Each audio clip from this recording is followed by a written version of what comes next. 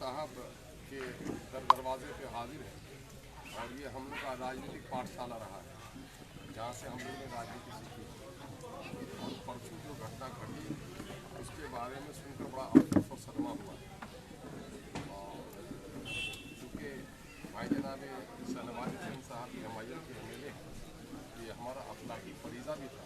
ऐसे मौके से अपने रफ़ीक की हालत उनकी खबरगिरी उसी खबरगिरी के ताल्लुक से यहाँ आना हुआ है और राजद के लोगों ने जो तांडव किया है तो उस पर बड़ा सदमा और अफसोस हुआ है। हम लोग उस पर इजहार अफसोस करते हैं और भाई जनाब सरफराज आलम साहब जाहिर है कि हम लोग के बड़े भाई हैं, उसको हम लोग इज्जत की नजर से देखते हैं। इस वक्त पूरी तहरीक जो सीमांचल में उठती है जनाब मरूम तस्लीमुद्दीन साहब की जो देरी ना तमन्ना थी उसको आगे बढ़ा रही है। अगर ये तहरीक आगे चल रही है तो किसी को तकलीफ नहीं होनी चाहिए, लेकिन राजद वालों ने जो कोधम मचाया है उससे मैं समझता हूँ कि सिर्फ खानवादे का नहीं बल्कि तस्लीमुद्दीन साहब की रूह को बड़ी तकलीफ हो रही है। और हम लोग बड़ी मजबूती के साथ MIL खड़ी है। हम लोग राजद की किसी भी शरण को स्वीकार कर सकते हैं और जिसको हम लोग नहीं चाहते हम लोग जिसको सर बाजार नीलाम किया जाए अपने घर की जनाब तस्लीमुद्दीन साहब का इंतकाल हो गया है। वैसे वालिद मोहतरम के जनाब शहनवाज साहब के और सरफराज साहब के, लेकिन एक मुक़द्दस सरमाया इनके पास मौजूद है, वो इनकी माँ है और माँ का अदब और एहतराम हर नायब फर्जंद पर वाजिब है। माँ की खिदमत और उसकी ईमा का ख्याल रखना चाहिए। हम लोग ये चाहते हैं कि इस ख़ानदान को मजबूत और मुस्तहकम होना चाहिए। इख्तलाफात को पढ़कर अपना सियासी वज़न कमज़ोर नहीं करना चाहिए। इस ख़ानदान का अगर सियासी वज़न कमज़ोर हुआ तो इस ख़ानदान को लेकर के सीमांचल का नुकसान होता है।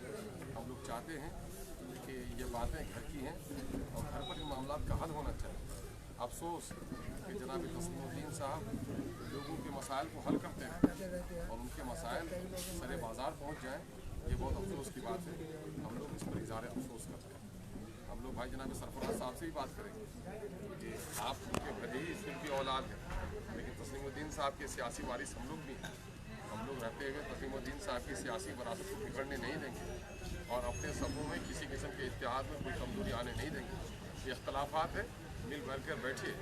हमारे नेता जनाब मिर्ज़ा अवैसी साहब ने इस सरज़मीन में आके कहा है कि साहब वो बड़े हैं, उनका बड़ा मकाम होना चाहिए, छोटे को छोटा मकाम मिलना चाहिए और बड़े मकाम की बात होगी तो फ़िक़ा परस्तों से अलग होकर वो जहाँ भी रहेंगे हमारी पार्टी में खड़ी रहेगी। इतने बड़े यकीन दहानी के बाद भी अगर लोग उसको पार्टी की नज़र से इसको अखाड़ा बना दें तो ये अफसोस है।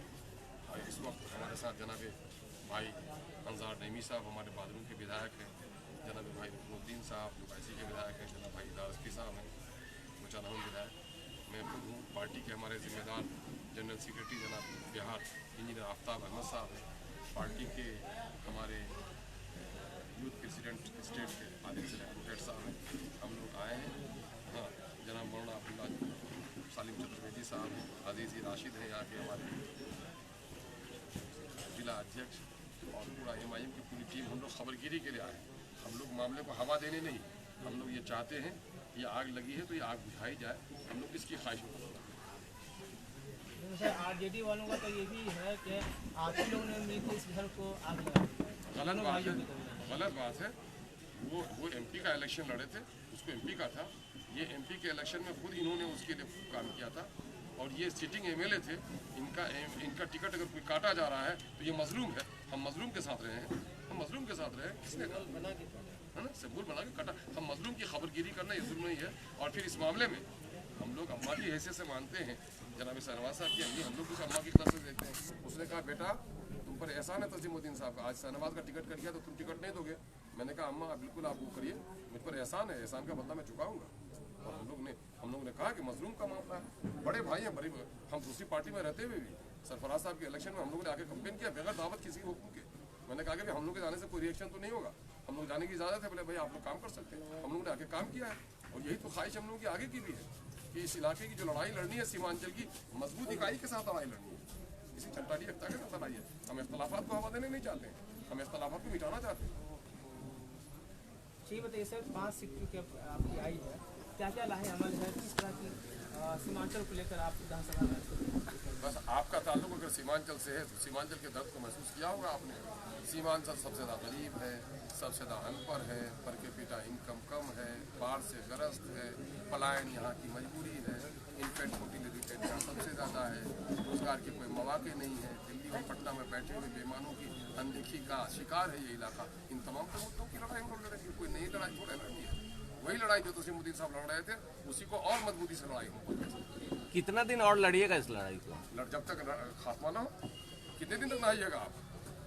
अरे जब तक बदन में मैल है और जब तक हयात है नहाना पड़ेगा, और जब तक जुल्म का खात्मा नहीं होगा लड़ना पड़ेगा।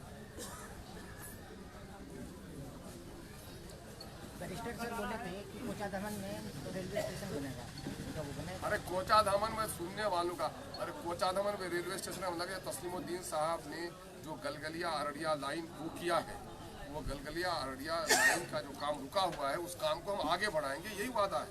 यही लड़ाई आप लोग भी लड़िए।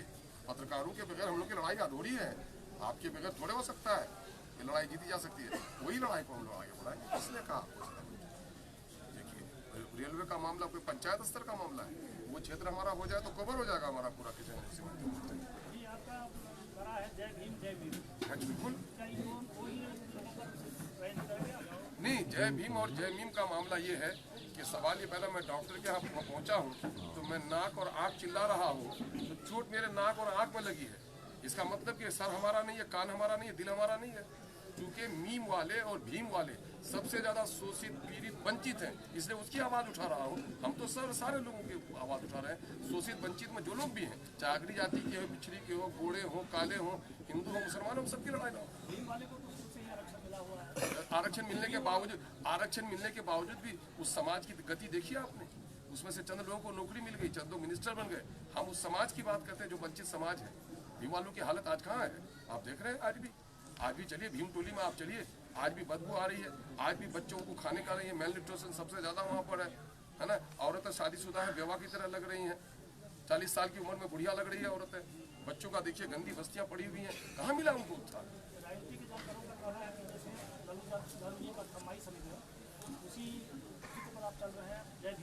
नहीं, हम लालू जी का मामला हो सकता है हमारी समीकरण, लेकिन हम लोग इंसाफ की लड़ाई लड़ते हैं।